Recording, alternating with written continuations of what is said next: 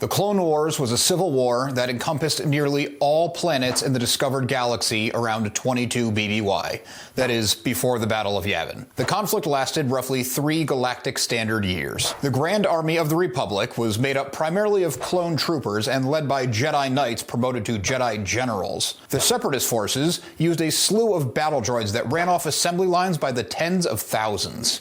Jedi Master Obi-Wan Kenobi was chasing down strange leads that involved the clone army. He ended up on Kamino, the planet where the clones were being created. Kenobi battled with a Mandalorian bounty hunter called Jango Fett. Fett fled the battle, but not before Kenobi was able to plant a tracking device on his ship. Kenobi followed Fett to the outer rim planet of Geonosis. Upon landing on the planet, Kenobi sent a transmission to his Padawan, Anakin Skywalker. The message was cut off when Kenobi was ambushed. He was imprisoned by the face of the Separatist army, a fallen Jedi called Count Dooku. Dooku's master, Darth Sidious, was the one really pulling the strings.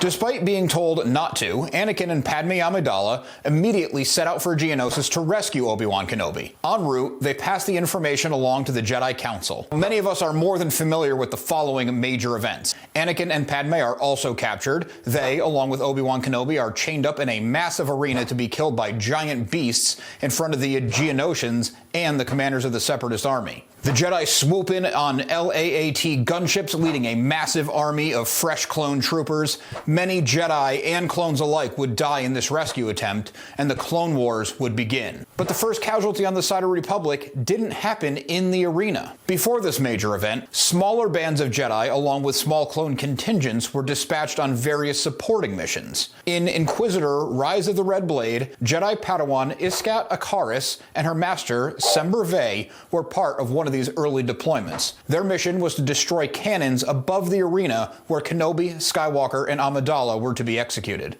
Iskat's group entered a system of the Geonosian tunnels, which can be very confusing to outsiders. Mistaking the camouflaged native Geonosians for parts of the architecture, the Jedi-led group walked right into an ambush. A Geonosian made itself known by stabbing a Duros Jedi Padawan called Favorn in the back with a static pike. The spear and the accompanying electric shock killed the young Padawan, making him, as far as we know, the first Republic casualty of the Clone Wars. Check out this transmission next for more deep-cut information on the Star Wars galaxy.